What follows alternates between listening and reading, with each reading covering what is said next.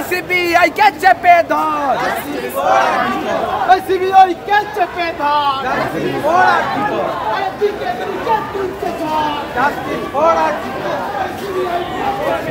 কটা পুলিশ দিয়ে দিচ্ছে জানো আমাকে আমার শ্রীরামপুর টিমটাকে পাচ্ছিস না। ও আচ্ছা, সবাই আছে সবাই আছে সবাই আছে।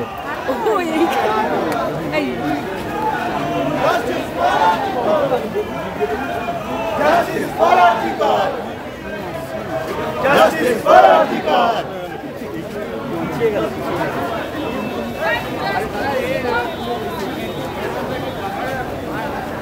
Justice for Obaya.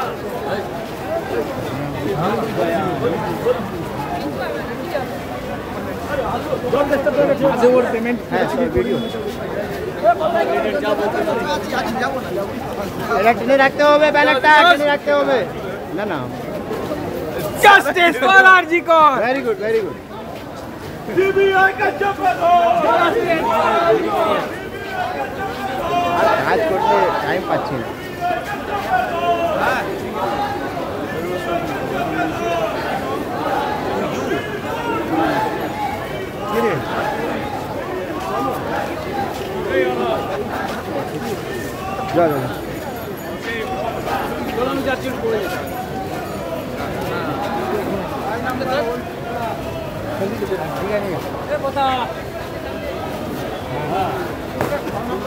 গার্ড বগি দেখা যাচ্ছে না, গার্ড বগি দেখা যাচ্ছে না। সব আমাদের শহর আছে, একদম আমাদের সার্চ লাইট আছে, আমরা ছড়িয়ে রেখে দিচ্ছি সিসিটিভি ক্যামেরা।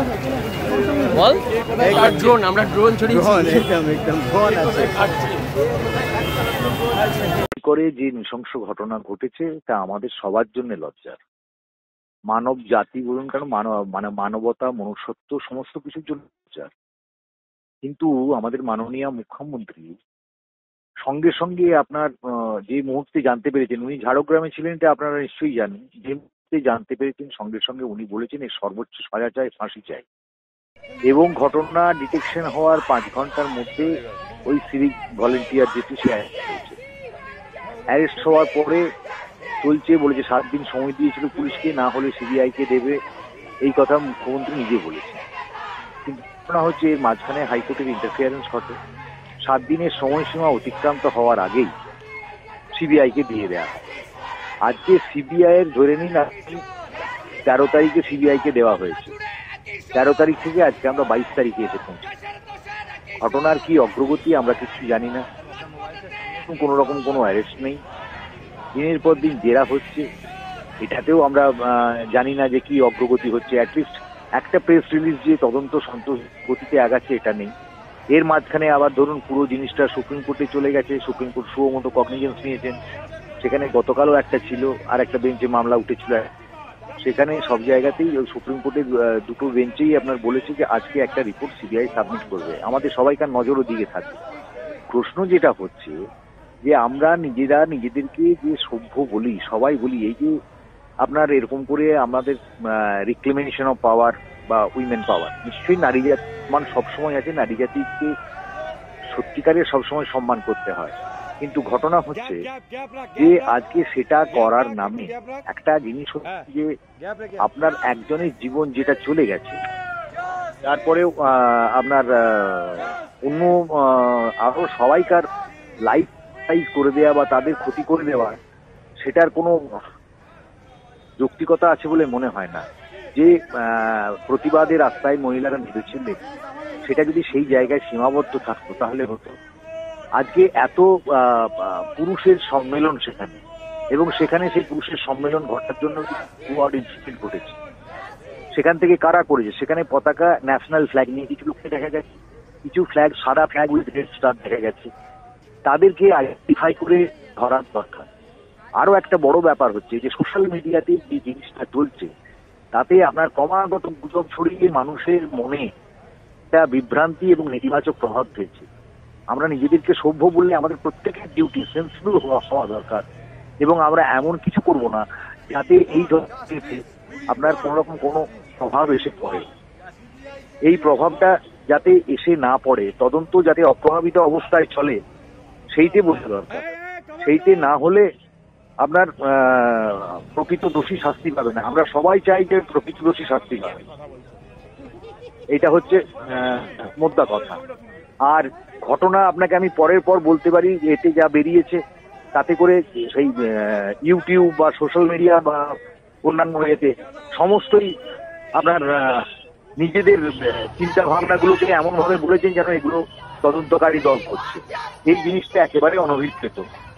এই জিনিসটা কখনোই দরকার মানে আপনার কাম্য নয়। এর বাইরে আরো একটা বড় ব্যাপার হচ্ছে যে আজকে আপনার এই যে তদন্ত এইভাবে চলছে, এই তদন্ত কবে শেষ হবে? আমাদের কাছে অতীতের ইতিহাস যেগুলো রয়েছে তাতে দেখেছি সিবিআই এর সাফল্যের হার মাত্র 4%। তো সেই 4% সাফল্যের হারের পরেতেও আমাদের পশ্চিমবাংলার মানুষ যখন আস্থা রেখেছেন, আমরাও আশা করব যে আপনার তদন্ত একটা এতে পৌঁছাবে। এই যেন তাপসী মালিক বা অনিতা দেওয়ান না হয়। আপনার এছাড়াও আমি হাজার একটা উদাহরণ দিতে পারি যেখানেতে সিবিআই কোনো কনক্লুশনে পৌঁছাতে পারে। নোবেল প্রাইজ, নোবেল যেটা ছিল আপনার ধরুন, সেই নোবেল আজও অব্দি সিবিআই উদ্ধার করতে পারেনি, কোথাও কিচ্ছু করতে পারেনি। তারপরে কি হবে? আর আরো একটা ব্যাপার আমার অবাক লেগেছে, সেটা হচ্ছে আজকে পশ্চিমবাংলায় বিজেপির ঘটানো একটা ঘটনা আমরা দেখেছি, যে একজন মহিলাকে বিবস্ত্র করে দৌড় করানো হয়েছে। আমি খুব খুশি হতাম যদি এটার বিরুদ্ধেও গর্জন উঠত। আমি খুশি হতাম যদি মণিপুর, হাথরাস, উন্নাও এইগুলোতে যে ঘটনা ঘটেছে সেটা নিয়ে পরে সবাই সোচ্চার হতো। মহিলা তো শুধু পশ্চিমবাংলার নয়, যে ঘটনা মহারাষ্ট্রের বদলাপুরে ঘটেছে, 2 নাবালিকা শিশু, তাদের উপরে যৌন নির্যাতন হয়েছে। আজকে পশ্চিমবাংলার মানুষ নিজেদেরকে সংস্কৃতি সম্পন্ন, নিজেদেরকে রাজনীতি মনস্ক বলে মনে করেন। তো সেখানে তাদের আওয়াজ কোথায়? না পুরুষ না মহিলা, কারোর কলম থেকে তো একটা কথাও বেরোয়নি, কেউ একটা শব্দ উচ্চারণ করেননি এটা নিয়ে। আমাদের বুদ্ধিজীবী বলুন, আমাদের বিদ্বজনেরা বলুন, আমাদের কলাকুশলীরা বলুন, বা সাধারণ মানুষ বলুন, রাজনীতির লোকদের কথা তো বাদই দেন, কেউ এতটুকু গর্জন করে ওঠেনি, এর কোনো প্রতিবাদ জানায়নি। প্রতিবাদ হলে তো সেটা হওয়া দরকার, কারণ আলটিমেটলি আমরা সবাই ভারতীয়। ভারতবর্ষে যে কোনো প্রান্তে যেখানে যা কিছু ঘটনা ঘটবে, যা কিছু অন্যায় হবে, সেই অন্যায় তার প্রতিবাদ করা দরকার, যাতে করে দুষ্কৃতী যারা তারা ভয় পায়, অপরাধী যারা তারা ভয় পায়। এই জিনিসটাতে যেটা দাঁড়িয়েছে যে অপরাধীকে ভয় পাওয়ানো নয়, সরকার বা প্রশাসনকে ভয় পাওয়ানো। সরকার প্রশাসনকে ভয় পাওয়ালে আমাদের অভিপ্সিত লক্ষ্যে পৌঁছতে পারবো না। আর দ্বিতীয় কথা দেখুন, আরো বলছে যে মুখ্যমন্ত্রীর পদত্যাগ চাই। আচ্ছা, মুখ্যমন্ত্রী পদত্যাগ করলে ওই প্রাণটা ফেরত আসবে? ওই মায়ের কোল আবার ভর্তি হবে? যে মায়ের কোল থেকে চলে গেছে ওই মহিলা, সেটা তো হবে না। আজকে আপনি কোথাও দেখাতে পারবেন না যে এত ঘটনা রিসেন্ট পাশে ঘটেছে ভারতবর্ষের অন্যান্য স্টেটেও, যেখানে কোনো মুখ্যমন্ত্রী পদত্যাগ করেছে। তাহলে তো সবার আগে মণিপুরের মুখ্যমন্ত্রীর পদত্যাগ করা দরকার, যে নারকীয় ঘটনা সেখানে ঘটেছিল।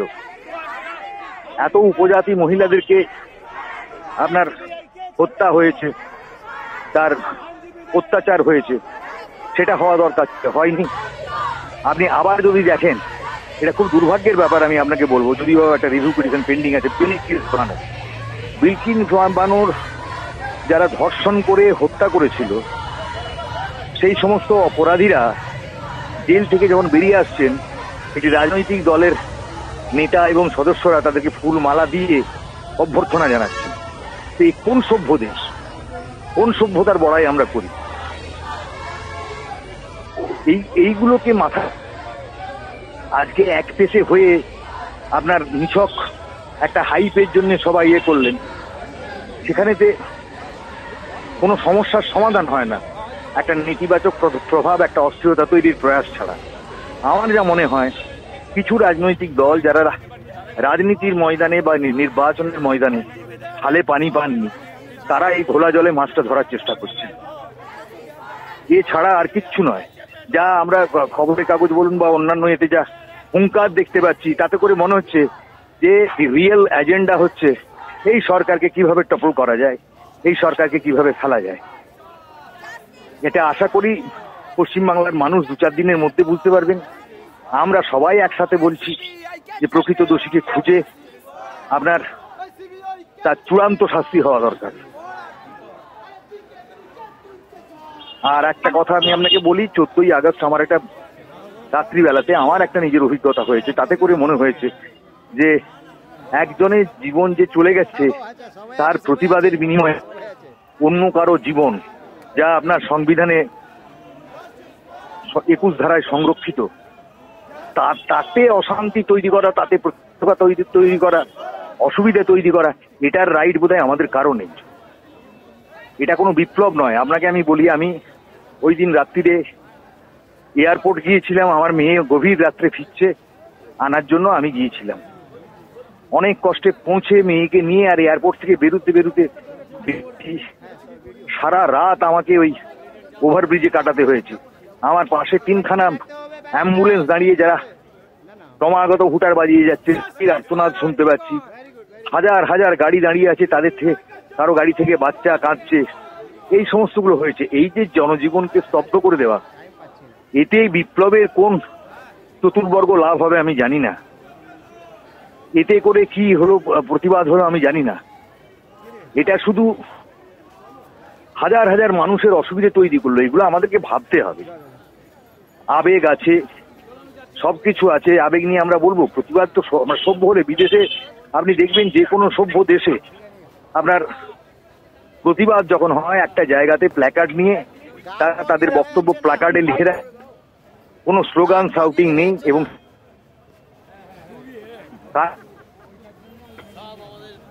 কাজেই আমাদেরকে যদি আমরা তাহলে পরে আমাদেরকে এই জিনিসগুলোও ভাবতে হবে, আন্দোলনের রূপরেখা। হ্যাঁ, তাহলে আপনারা যে কালকে পথে নেমেছিলেন, সেটার আপনাদের মূল দাবিটা কি? তাহলে মূল দাবিটা হচ্ছে, আজ তালুর মানুষ 7 দিন অপেক্ষা না করে সিবিআই কে কোর্ট দিয়ে দিয়েছে। আজকে সিবিআই কে বলার কথা যে অন্যান্য মামলাগুলোর যেরকম করুণ পরিণতি হয়েছে সেইটা যেন না হয়। আমাদের অবিলম্ব দ্রুততার সঙ্গে তদন্ত শেষ করে দোষীকে শাস্তি দেবার ব্যবস্থা করতে হবে। আমাদের মূল দাবি এটাই। আমার এই প্রসঙ্গে যে কথাগুলো আমার মাথায় এসেছে, তাও একটা জিনিস আপনি দেখবেন যে আপনার সোশ্যাল মিডিয়াতে ছড়িয়ে দিয়েছে, এই ভেঙে গেছে, এই ছিঁড়ে 2 টুকরো করে দিয়েছে, বিভিন্ন রকমের খবর বেরিয়েছে। কোনো ফ্র্যাকচার নেই পোস্টমর্টেম রিপোর্টে যা বেরিয়েছে। এবং পোস্টমর্টেম রিপোর্ট অ্যানালিসিস করলে কথা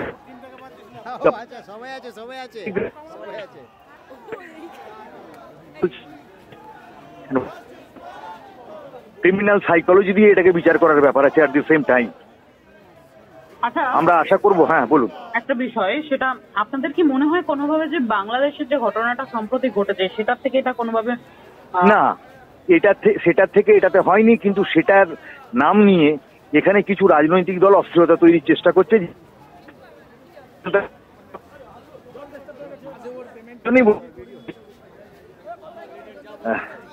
লাইক দিস, যে মমতাকে বাংলা ছাড়া করবো, হালে পানি পায়নি, কিচ্ছু করতে পারেনি। এত হাজার হাজার কোম্পানি কেন্দ্রীয় বাহিনী এনেও নির্বাচনে তাদের কাঙ্ক্ষিত সাফল্য তারা লাভ করতে পারেনি, উল্টে কতবারের থেকে পারফরমেন্স খারাপ হয়েছে। এটা হচ্ছে একমাত্র উদ্দেশ্য। এর বাইরে দ্বিতীয় কোন রকম কোনো এজেন্ডা ওদের আছে বলে আমার মনে হয় না। মোকাবিলা করতে চাইছি। হ্যাঁ, আমরা সেটা বলতে চাইছি। আমরা বলতে চাইছি যে কোন রকম কোনো পলিটিক্যাল প্রেশার, কোন রকম কোনো পলিটিক্যাল ইনফ্লুয়েন্স যেন কাজ না করে, এবং যেন তদন্ত আনইনফ্লুয়েন্সড ওয়েতে খুব দ্রুততার সঙ্গে শেষ হয়, সিবিআই তাদের কিছু রেজাল্ট অন্তত দেখাবে। আজকে হয়ে গেল তো 13 থেকে 22 মাস, 9 দিন 10 দিন ধরে নেন প্রায়। কোর্টের মধ্যেই পেপার হ্যান্ড ওভার হয়েছিল। তো এই 10 দিনে তো হওয়া দরকার, যেখানে 24 দিনের মধ্যে কিছু রেজাল্ট কলকাতা পুলিশ দেখিয়েছিল, সেখানে এটা করা দরকার। ওনারা তার জন্য যা যা করার করুন, কিন্তু দ্রুততার সঙ্গে করুন, হচ্ছে বক্তব্য। আর কিছু? আচ্ছা, আগামী দিনে আপনারা কি কি পদক্ষেপ নিতে পারেন? আমরা আগামী দিনে এই তদন্তে সুপ্রিম কোর্ট কি বলছেন সেগুলো দেখে পরবর্তী পদক্ষেপ আমরা ঠিক করব। আমাদের সিবিআই কে চাপ দিতেই হবে। সিবিআই এর উপরে চাপ আমরা বজায় রাখার জন্য, তদন্ত দ্রুত করার জন্য, অপরাধীর শাস্তি হওয়ার জন্য যা যা পদক্ষেপ নেওয়ার দরকার আইনানুগভাবে, সাংবিধানিকভাবে আমরা সেগুলো নেব।